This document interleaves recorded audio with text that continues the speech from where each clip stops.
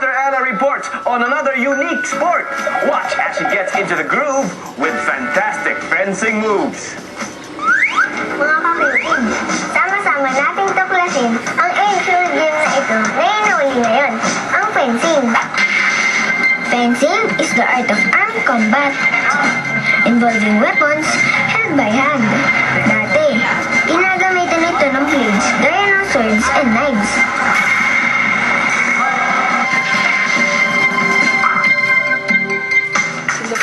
Una itong linaro ng mga Egyptians and Romans noong 1200 BC. Pero ang mga Espanyol ang nag-develop na sport na ito.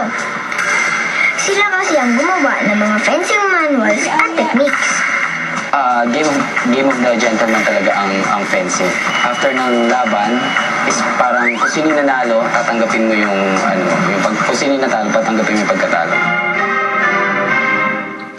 Mula sa rapier o yung slender at matalas na sword, nag-develop ang paggamit ng safe blades. Gaya ng foil, epee, at saber.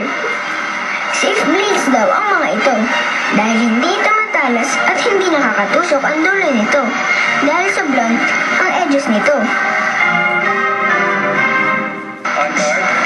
Noong 1896, isinama na ang fencing sa Olympic Games. Bakit kaya hanggang ngayon, marami pa rin ang mahilig sa ancient sport na ito? Yan ang aalamin natin. Nandito ko ngayon sa nagtitraining ng fencing ang ating mga kakikids. Tara, sali tayo!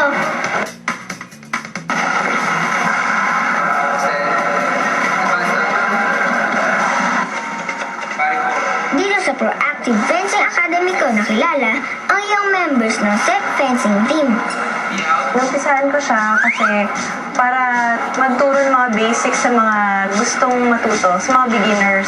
Kasi para ngayon yung fencing, ginawa namin siyang accessible to the public through our academy.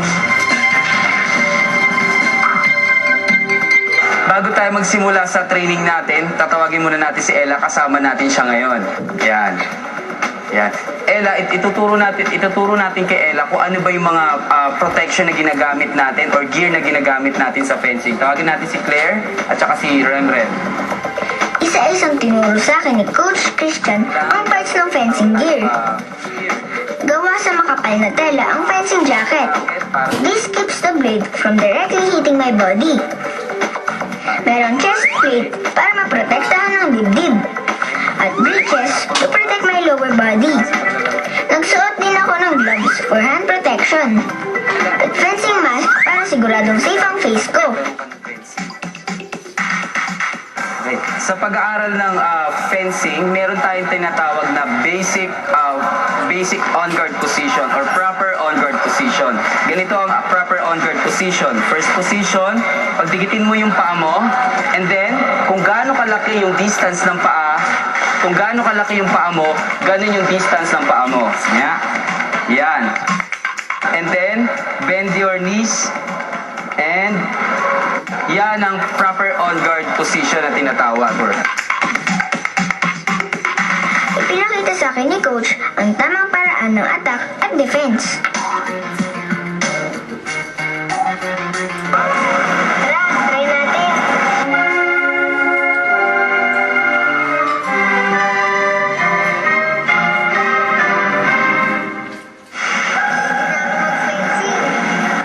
Itinuro sa akin ang parihin o pagsangga sa atake ng kalaban. Extend.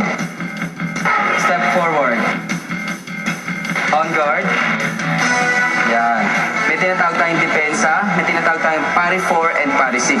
Pari 4, extend. Ang pari 6 naman sa kabila. Pari 6.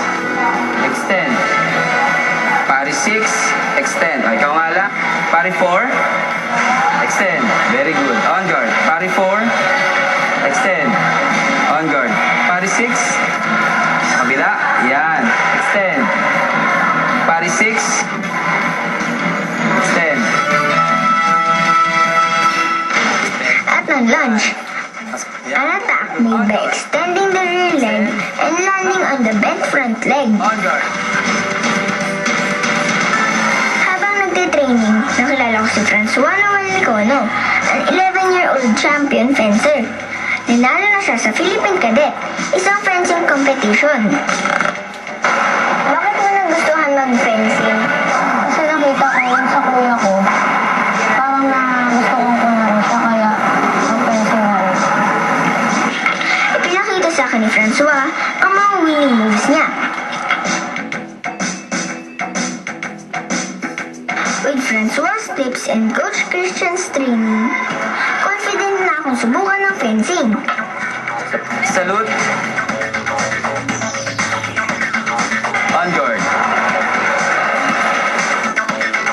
Sabay mo siya. Pre, ale.